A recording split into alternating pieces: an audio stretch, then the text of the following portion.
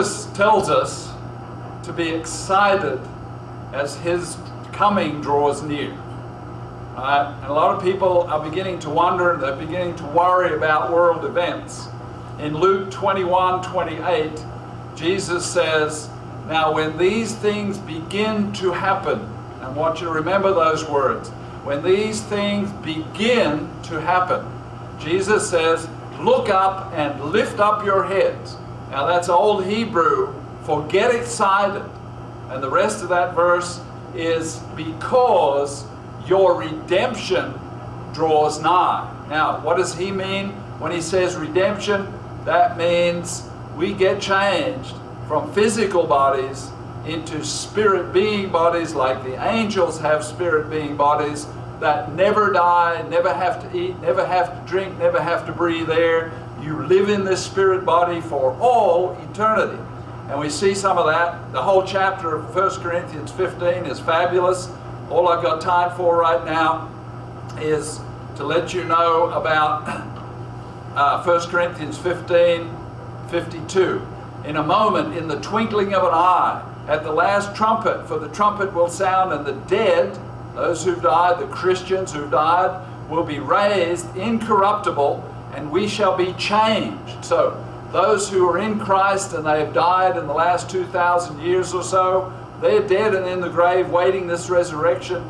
Those of us who might still be alive when Jesus comes in the cloud, we're going to be changed. We're going to be raised up in the air. Our bodies are going to change from physical, fleshly, bone and blood bodies into angelic, heavenly bodies. It's really exciting. If you want, you can read the whole chapter 15. 1 Corinthians chapter 15, a fabulous, terrific read about what Jesus is saying when he says, look up or be excited because your redemption draws near. So Jesus wants us looking forward, and another translation says, look forward cheerfully. Right? A lot of people go, oh, the tribulation's coming, it's going to be terrible.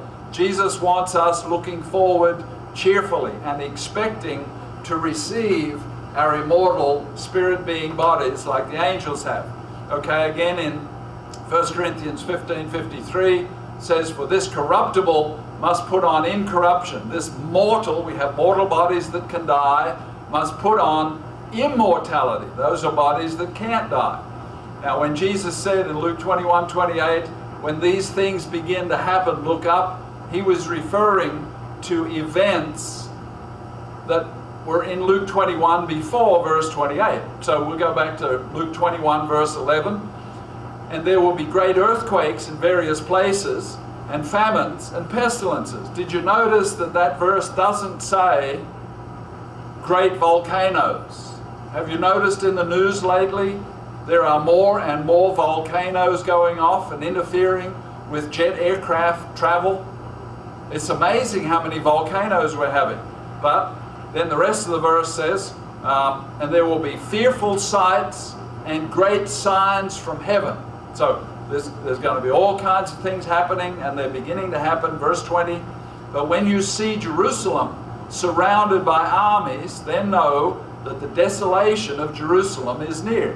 Okay, we've heard in prophecy for many, many years that watch Jerusalem, because when the armies surround Jerusalem, when the abomination of desolation is set up in Jerusalem, then it's going to be trodden underfoot for 3.5 years. And at the end of the 3.5 years, Jesus Christ returns to the planet. Okay, but that's one major key, watching Jerusalem. Verse 21 of Luke. It says, then let those who are in Judea flee to the mountains.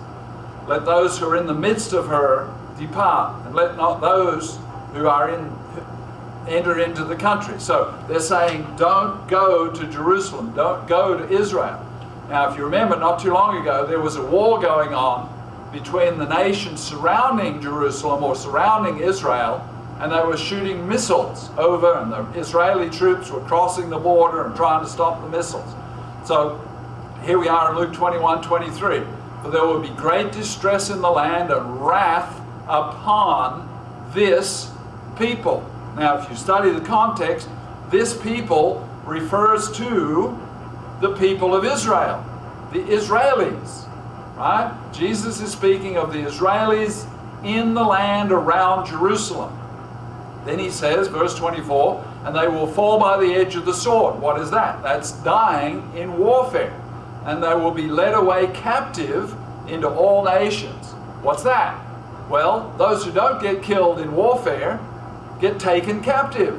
And they get, it says, they'll be led captive into all nations. And Jerusalem will be trampled by the Gentiles until the time of the Gentiles is fulfilled. And we know from other prophecies that's 3.5 years.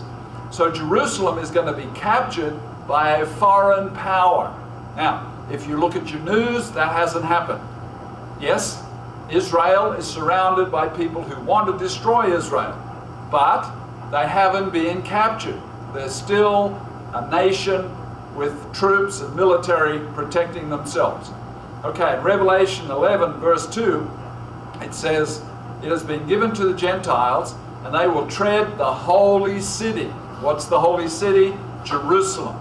They will tread the holy city underfoot for 42 months. Well, 42 months in the Hebrew calendar is the same as 3.5 years.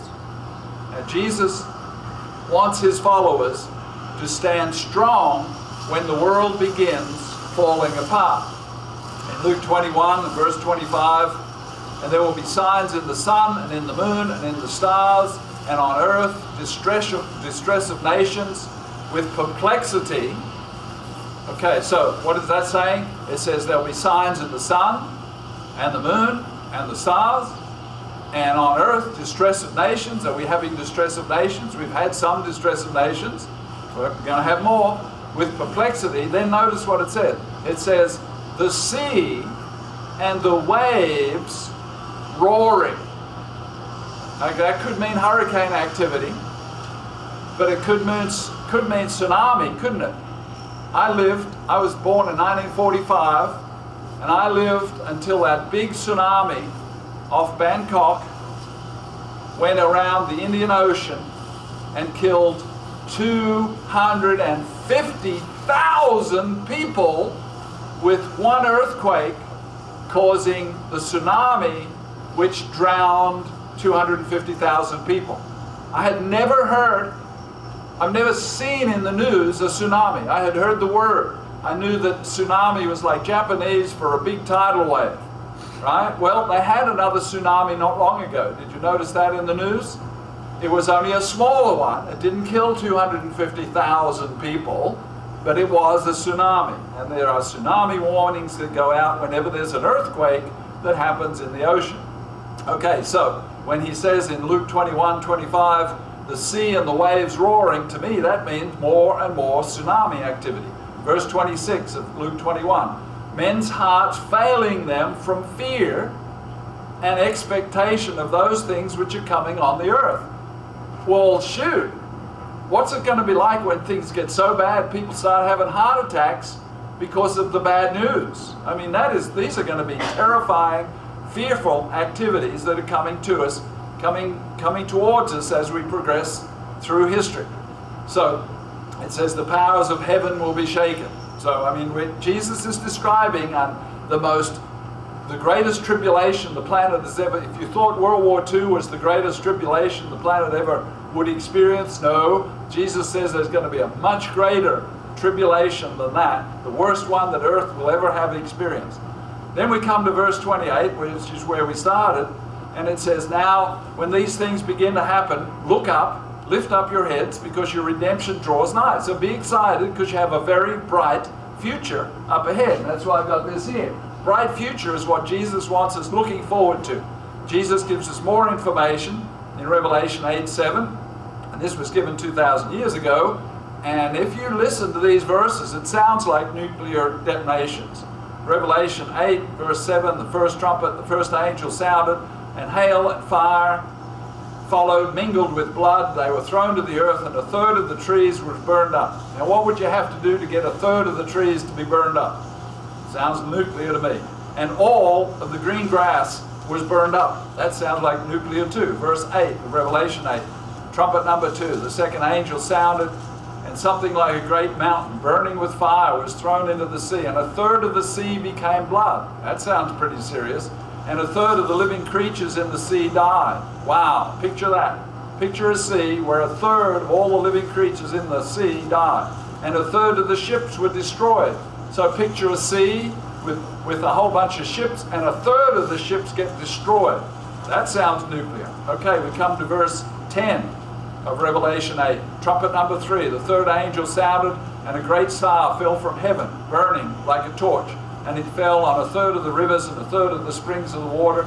And the name of the star was Wormwood, and a third of the waters became wormwood.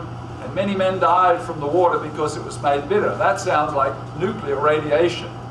Okay, we come to verse 12. It says, then the fourth angel sounded, and a third of the sun was struck, and a third of the moon, and a third of the stars, so that a third of them were darkened, and a third of the day did not shine, likewise the night.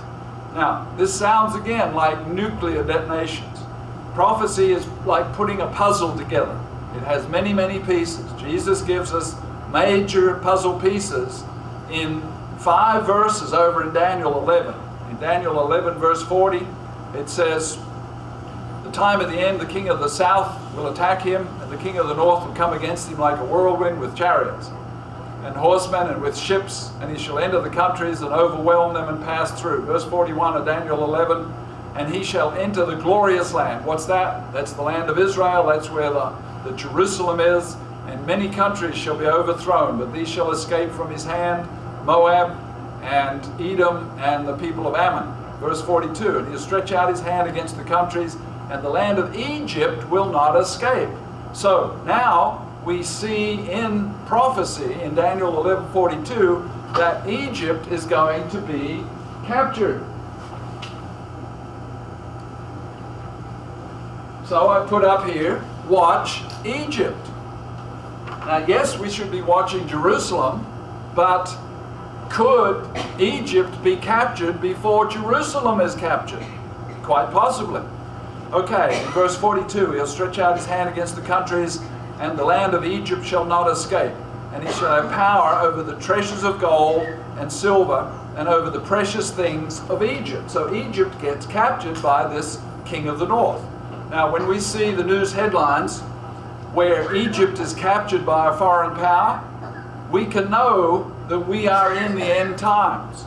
We can look here in Daniel 11, and we can see a point where Egypt has been captured. Now, the last time Egypt was captured by Hitler in World War II, back somewhere between 1939 and 1945. Well, earlier in the war. So Egypt was captured by Hitler. We're going to see in our news headlines another capturing of Egypt. When you see that, you need to turn in your Bible to Daniel and read these verses again, because the time is near and Jesus wants us to lift up our heads, because the followers of Jesus have a very bright future, and 1 Corinthians 15, being changed from mortal immortality, is about to happen.